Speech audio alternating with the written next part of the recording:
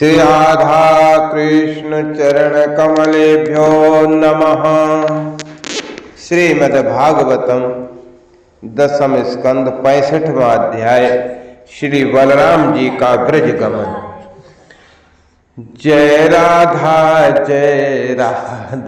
राधा जय राधा जय श्री राधा जय कृष्णा कृष्णा जय कृष्णा जय श्री कृष्णा जय कृष्णा जय श्री कृष्णा। वराह पीडमनटवर वपुः करण्यो करणिकारम् विप्रदिवासा कनकपिशं वैजयन्तीं च मालाम् रन्ध्रान् वेणोरधरसुधया पूरयन् गोपवृन्दै वृन्दारण्यं सुपदरमणं प्राविशति गीतकीर्ति कस्तूरी तिलकमललाटपटले वक्षस्थले कौस्तुभम् नासाग्रे परमौक्तिकं करतले वेणुकरे कङ्कणम् सर्वांगे हरिचन्दनं सुललितं कण्ठे च मुक्तावले गोपीस्त्री परिवेष्टितो विजयते गोपालचूडामणिः। श्रीशुक उवाच वलभद्रः कुरुश्रेष्ठ भगवान् रथमास्थिता सुहृदृच्छ्रुतकण्ठः प्रेयौ नंद गोकुलम्। श्री सुखदेव जी कहते हैं, परीक्षित, भगवान बलराम जी के मन में ब्रज के नंद बाबा आदि स्वजन संबंधियों से मिलने की बड़ी इच्छा और उत्कंठा थी। अब वे रथ पर सवार होकर द्वारिका से नंद बाबा के ब्रज में आए। इधर उनके लिए ब्रजवासी गोप और गोपियां भी बहुत दिनों से उत्कंठित थीं। उन्हें अपने बीच में पाकर सबने बड़े प्रेम से गले लगाया। बलराम जी ने माता यशोदा और नंद बाबा को प्रणाम किया। उन लोगों ने भी आशीर्वाद देकर उनका अभिनंदन किया। ये कहकर कि बलराम जी तुम जगदीश रहो, अपने छोटे भाई श्री कृष्ण के साथ सर्वदा हमारी रक्षा करते रहो, उनको गोद में ले लिया और अपने प्रेम आंसुओं से उन्हें भिगो दिया। इसके बाद बड़े बड़े गोपों को बलराम जी ने और छोटे छोटे गोपों ने बलराम जी को नमस्कार किया। वे अपनी आयु और मेल जोल और संबंध के अनुसार सबसे मिले जुले। ग्वाल वालों के पास जाकर किसी से हाथ मिलाया, किसी से मीठी मीठी बातें कर ली, किसी को खूब हंस हंस कर गले लगाया। इसके बाद जब बलराम जी की थकावट दूर हो गई, वे आराम से बैठ गए, तब सब ग्वाल उनके पास आए। इन ग्वालों ने कमल नयन भगवान श्री कृष्ण के लिए समस्त भोग, स्वर्ग और मोक्ष तक का त्याग कर रखा था। बलराम जी ने जब उनके और उनके घर वालों के संबंध में कुशल प्रश्न किया, तब उन्होंने प्रेम गदगद वाणी से उनसे प्रश्न किया। कचिन्नो बांधवा राम शर्वे कुशल मासते कचितै समरथ लो रामो यूं दार सुतान्वितः। बलराम जी, वसुदेव जी आज हमारे सब भाई बंधु सकुशल है ना? अब आप लोग स्त्री पुत्र आदि के साथ रहते हैं, बाल बच्चेदार हो गए हैं, क्या कभी आप लोगों को हमारी याद भी आती है? ये बड़े सौभाग्य की बात है कि पापी कंस को आप लोगों ने मार डाला और अपने सुहृद संबंधियों को बड़े कष्ट से बचा लिया। यह भी कम आनंद की बात नहीं है कि आप लोगों ने और भी बहुत से शत्रुओं को मार डाला या जीत लिया और अब अत्यंत सुरक्षित दुर्ग अर्थात किले में आप लोग निवास करते हैं। परीक्षित, भगवान बलराम जी के दर्शन से उनकी प्रेम भरी चितवन से गोपियां निहाल हो गईं। उन्होंने हंसकर पूछा, क्यों बलराम जी, नगर नारियों के प्राण वल्लभ श्री कृष्ण अब कुशल से तो है न?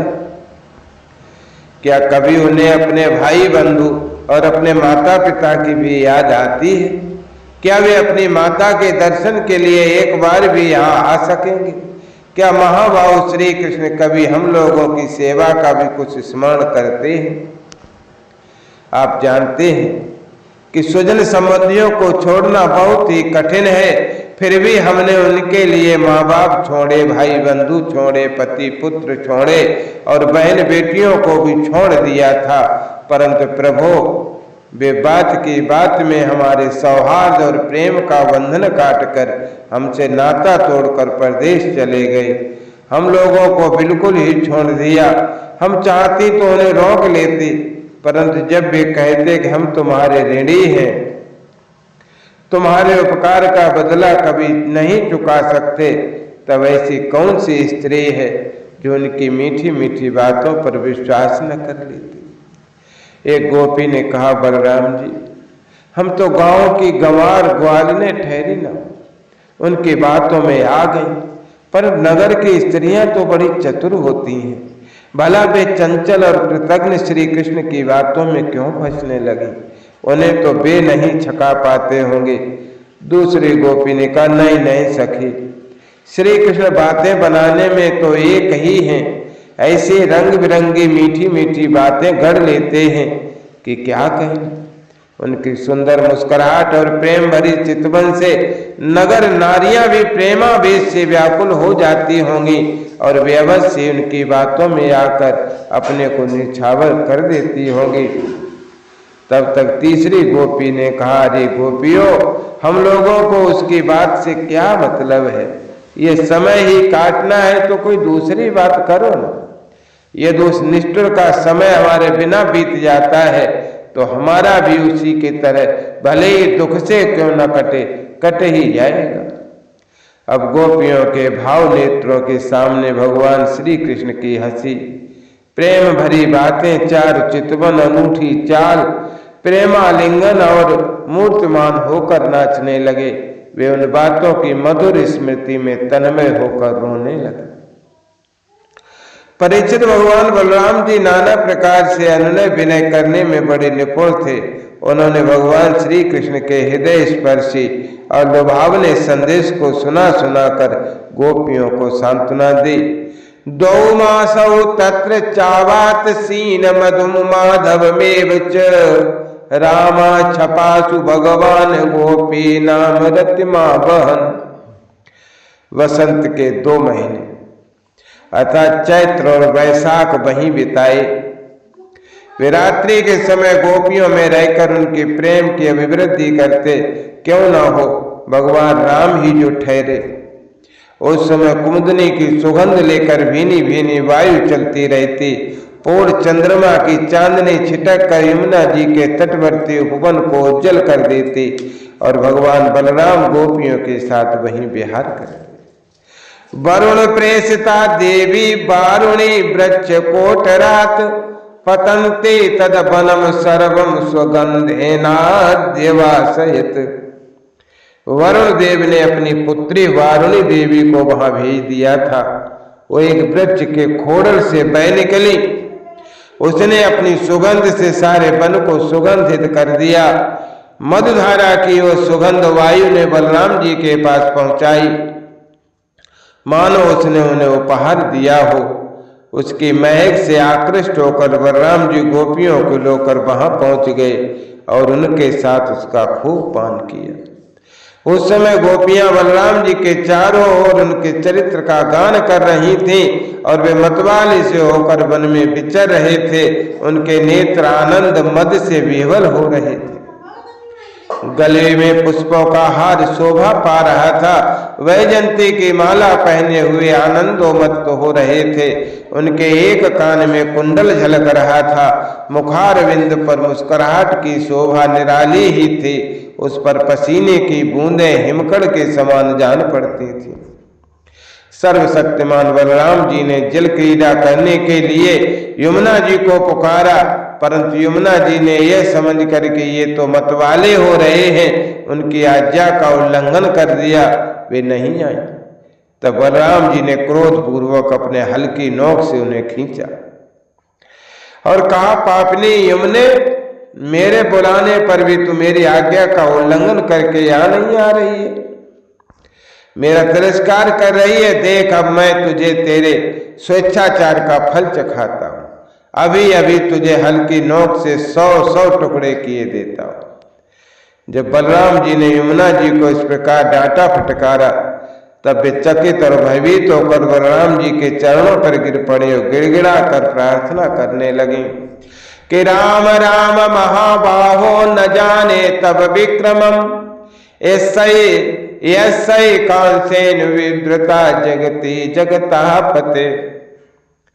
लोकाभिराम बलराम जी, हे महाबाहो, मैं आपका पराक्रम भूल गई थी। हे जगतपते, अब मैं जान गई कि आपके अंश मात्र शेष जी, आपके अंश मात्र शेष जी सारे जगत को धारण करते हैं।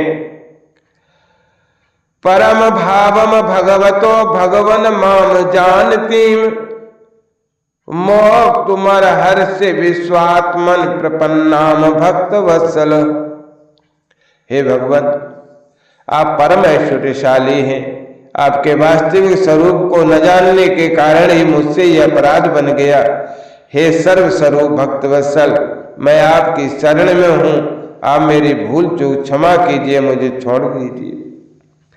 अब यमुना जी की प्रार्थना स्वीकार करके भगवान बलराम जी ने उन्हें क्षमा कर दिया और फिर जैसे गजराज हथनियों के साथ क्रीड़ा करता है, वैसे ही वे गोपियों के साथ जल क्रीड़ा करने लगे।